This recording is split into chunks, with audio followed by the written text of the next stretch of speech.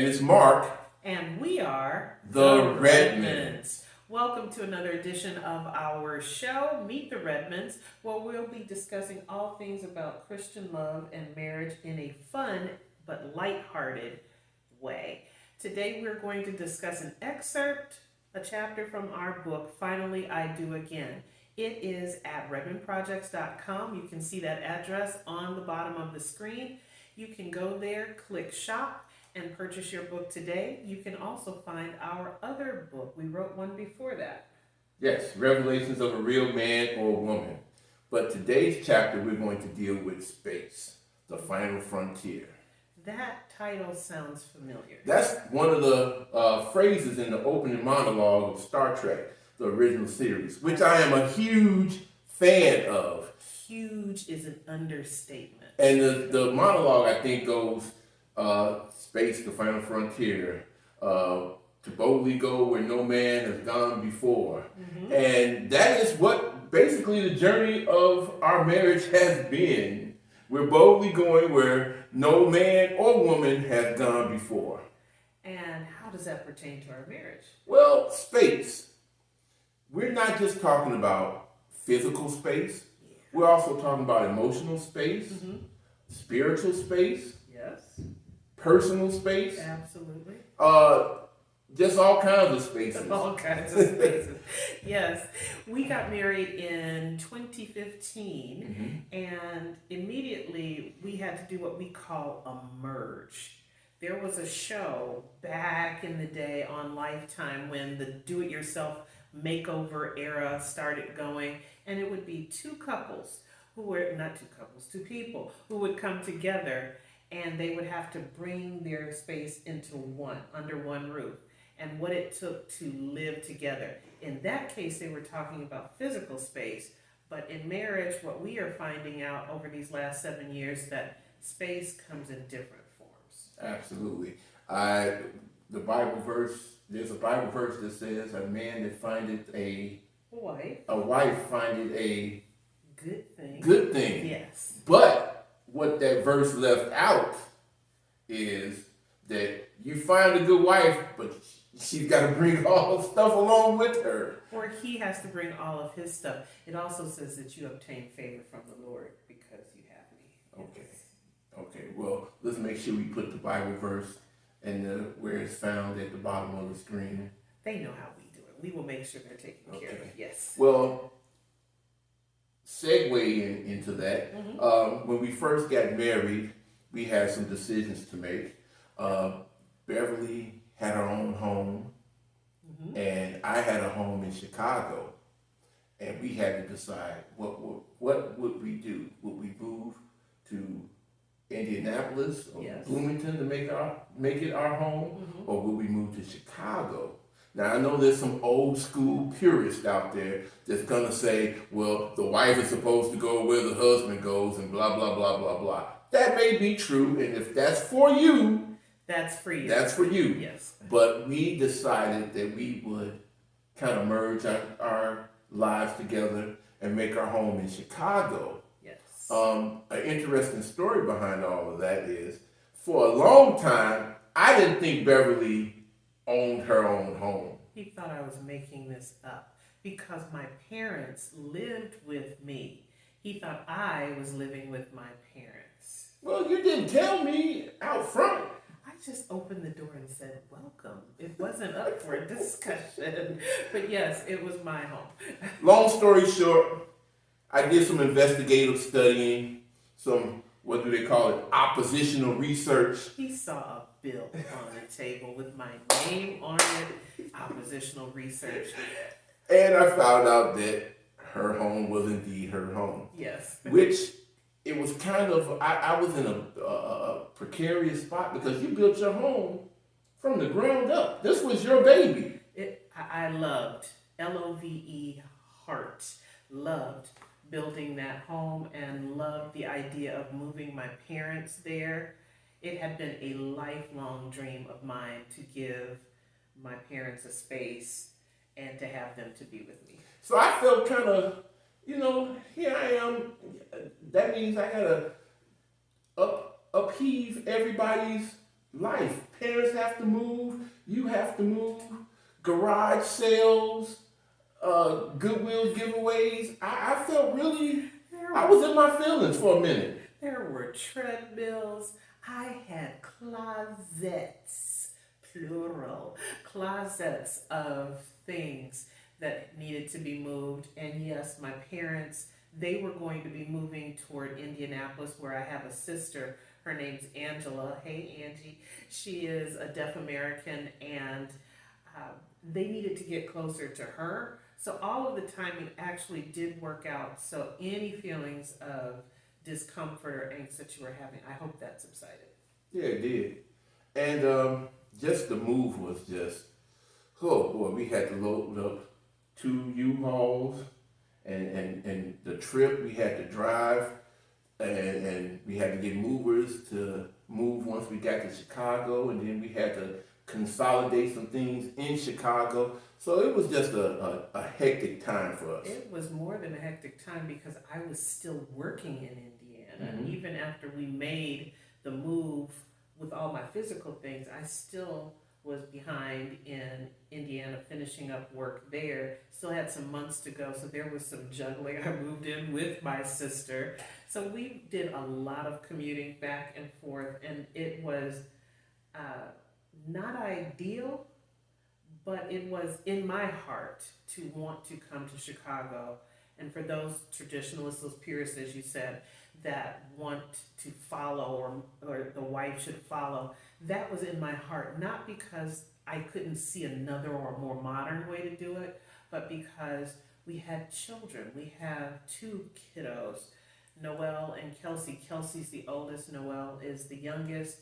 They were still in their formative years, and I just did not want that to separate, and to have you trying to come from Chicago to Indianapolis and back to Chicago when they absolutely still needed your presence right there. And what my wife just said is a preview to another episode called Blended.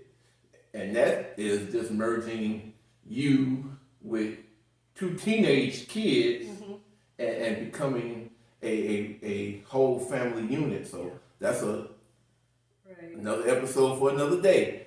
But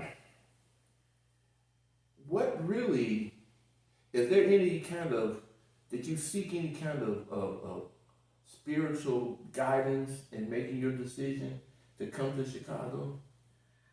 I'm going to say yes, in the fact that I always petition the Lord, I'm always prayerful, but I was very resolute early on that was a non-negotiable for me. When I knew that you had children, when I met them, and I knew that we were going to be a part of each other's lives, it's just a part of who I am, and I would not be content if I had to make you travel back and forth. Thank you, I appreciate that. Thank you. So, when you hear the word space and giving up space, what does that mean to you? Not just the physical space, because we just elaborated on what you had to give up. Right. What other things did you have to give up? For a while, I had to give up a portion of my career. Moving to Chicago, we had to make room for me and time for me to learn the area, to get to know the Chicago area, and then put down some roots.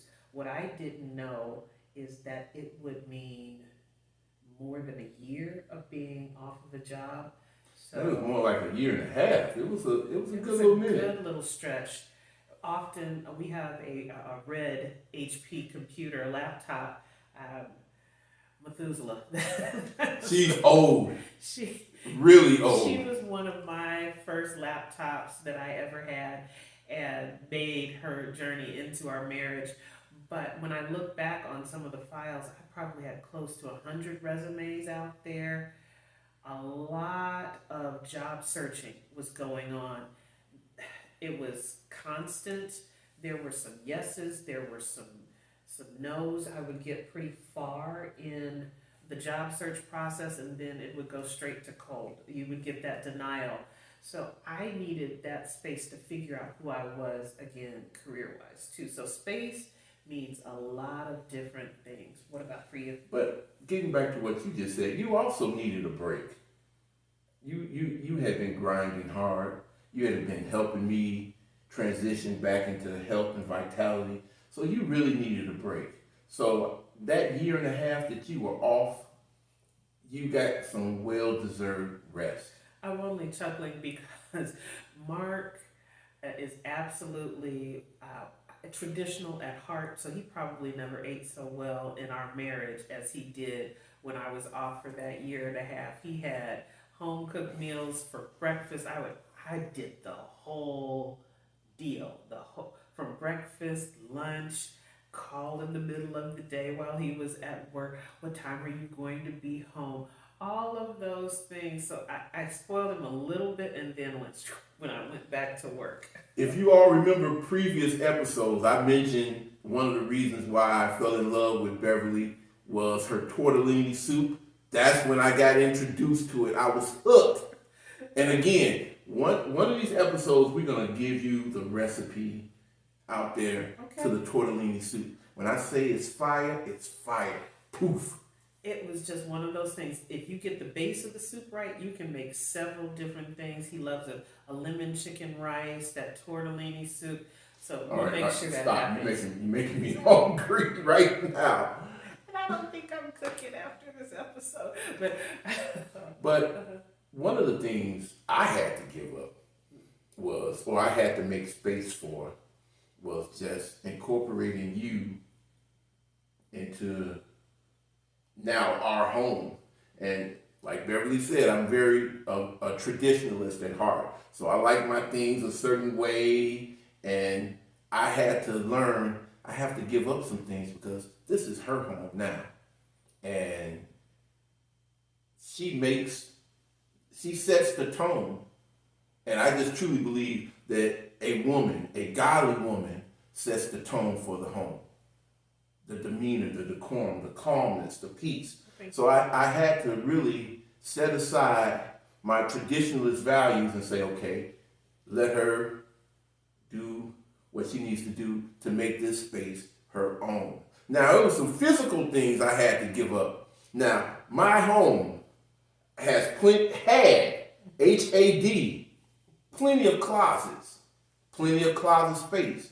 But here comes Beverly with what was the woman that was the dictator, Imelda Marcos. Yes. You new schoolers don't know who she is. Google her. But this woman was notorious for shoes and dresses. She was well known for her shoe wardrobe, and I'm not saying that I admire her at all, but your shoe game is vicious. Yes, it is. I do love shoes. I love looking put together. Yes.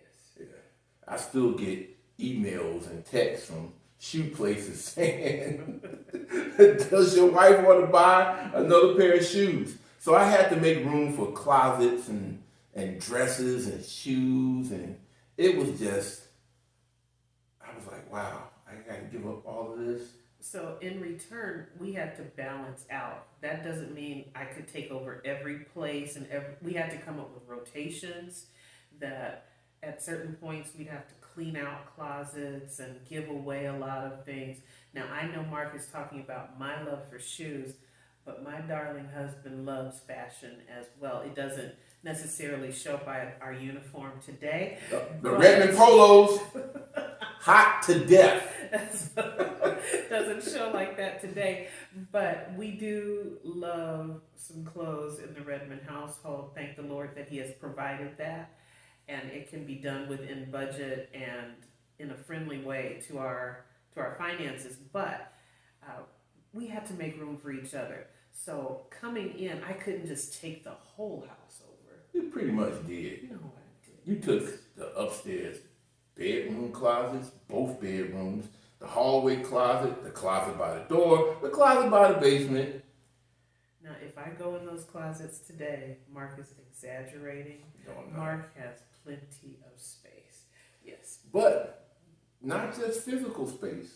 We also had to give each other personal space.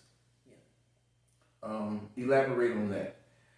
Personal space means, at least for me, I thrive in peace and calm. And I do, after working a day or after doing a lot of things, I do just like to go and sit and be peaceful. I also have to give Mark his areas and his space. In our Chicago residence, there's a beautiful recliner that sits in the basement. It's got all kinds The of captain's buttons. chair. All it is a thing of But you know technology. what? Any man that is a man and loves his home, he has that on. He has his personal. You have your man cave. Right, not just your man cave, but you got that seat at the table that is his seat. Mine happens to be my recliner downstairs. Yes, that is the seat of all action from the remote to dining. When Mark wants to just go and chill out, he's in that basement area in his captain's chair, just maxing. But another aspect of space is also letting that person that has come into your space find their lane, find what's comfortable for them. And I think we're going to get into reading some excerpts from the book. Okay. I think you're going to start off first with your part talking about. What are we talking about? No, the excerpt from the book when you read talking about it's not your ministry. No, I don't think I'm going to do It's Not Your Minute. When it comes to space, what have you learned in terms of making that adjustment with someone new in your life? Well, I had to learn that you have to take your time, that you learn how to get your bearings about yourself on your own. Funny story, when Beverly first came to Chicago, now in Indianapolis and in Indiana, Bloomington, they make U-turns at the drop of a hat.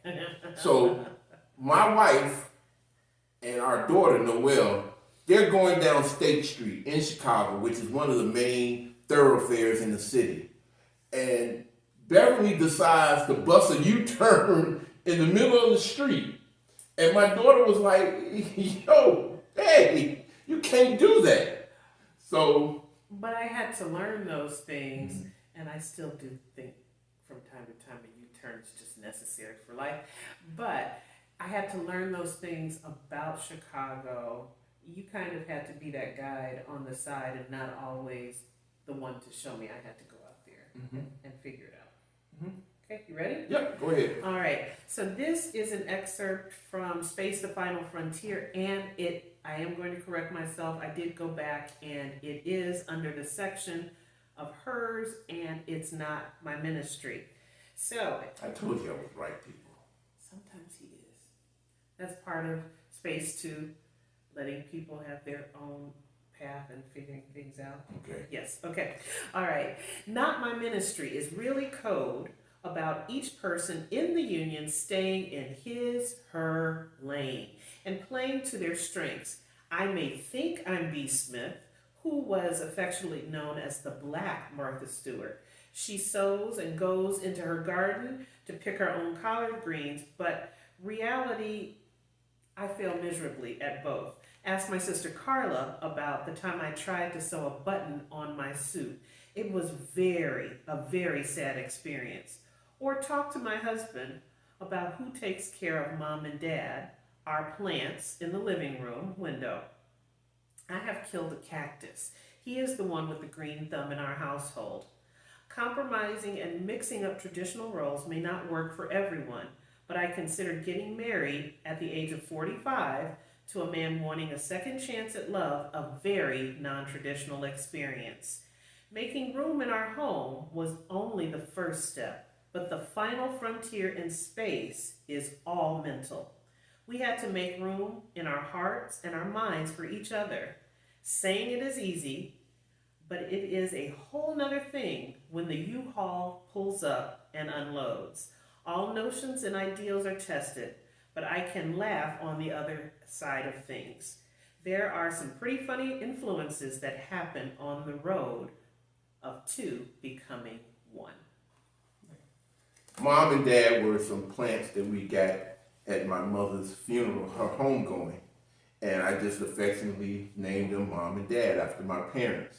And I would tend to these plants and water them and nurture them. And Beverly just had the hardest time just watering them. And my poor babies, I would come home and they didn't get any water, and I would just be so outdone. But then I learned, hey, that's not her ministry. No, I don't. I have a fern on my desk at work, and I have to consciously put it in my heart and mind to go and water her all the time. It brings me joy to see plants around, but I don't have a green thumb at all. But that goes back to what we were saying about staying in your lane. Mm-hmm. I am affectionately called King of the Block back home because I have one of the nicest yards. Self-proclaimed. Doesn't matter. Yeah. Doesn't matter. Mm-hmm. I have one of the better yards on the block. But I take a lot of time into my yard. I like it cut a certain way. I like my flowers. And that's my lane. That's where I find my peace. Mm-hmm. And I would feel a certain kind of way if I came home and found you just, digging in my flowers or cutting my grass. Well, in our marriage, I don't know that it's traditional, but since I'm not a horticulturalist and I also don't like to be hot, mowing the lawn on Mark's terms is perfectly okay with me. Mm-hmm. The other thing we had to give up, the thermostat. That's a good one. I'm sure we're not the only married couples that fight over who wants it cold or who wants it hot. When we talk about space, is sometimes we have a lot of our own traditions in our mind that we may have picked up from our parents or from other relationships. You're going to have to make some time and space just to form a new way of doing things. We call ours the Redmond way. You will call yours something else, or do call your routine something else, but it is putting aside all the other stuff and just making sure that you make life for the two of you or your household in a way that is conducive for you. Okay, that's good. That's good. We also had to make space for our children. Yes, that's a constant juggle. Yeah. Because they're now adults. When we started out, and they still think they have space. They do. They do. And they deserve that space. But making time for them is also making space as they become more into their adulthood or going further in as being adults. They still want to be close in their kind of way. And in fact, they seem to need you a little bit more or differently than when they did when they were kids. And as young kids, you're doing a lot for them. Now we don't have to take care of their day to day, but they still want to be right there. Especially that daughter of ours, Noelle. She will get in her feelings, particularly if she doesn't speak to you. Yes. When she speaks to me, it's, Dad, blah, blah, blah, But Beverly, the wise sage, she really wants to speak to you. And when she doesn't get a hold of you, she gets into her feelings. Because we have become good friends as well as stepmom, stepdaughter. And I take that as a huge compliment.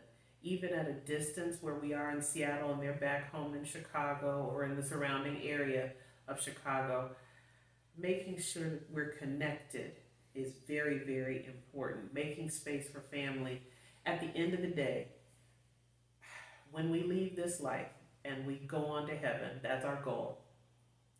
No one's ever going to say, I wish I had another spreadsheet, wish I had another book signing to go to. It's all about the memories and the relationships that you will leave behind. Absolutely, absolutely. Well, we're still forging our own space. We had to make room for our lives here in Seattle. Yes. And that is another story within itself, just making space. You want to tell a little bit about it? Well, fortunately, we are almost out of time. Well, not unfortunately, we're almost out of time. You didn't get a chance to read your excerpt. But we got to do it next week. We have to come back with a space part 2. We've been here for 27 minutes? 27. Going on 28. So time has flown quickly. But wait a minute, I got to go with my joke of the day. Uh-oh. Got a joke of the day, and this is a good one, people. A good one. You ready? I don't know, but we're going ahead. Go ahead. Give me a 3-letter word that starts with gas. A 3-letter word that starts with gas. This seems very simple, like I should know the answer, but I'm gonna say, what is a 3-letter word that starts with gas? You give up? I do. Ready? I'm not sure. Car. A car. Get it? A car, 3-letter word that starts with gas. Get it, people? Dun-dun-dun. No, here we go. Shazam! Boom! I got them again, people. So, again, we're going to leave you now with our catchphrase, and hopefully next week we'll be able to do Space Part 2. Or we may not do the whole episode of Space, but you may give a couple of more examples. Right, I may get a chance to read my excerpt. Yep. Okay, so remember, it's not her way. It's not his way. It's the Redmond way. Peace and blessings. Bye, everybody.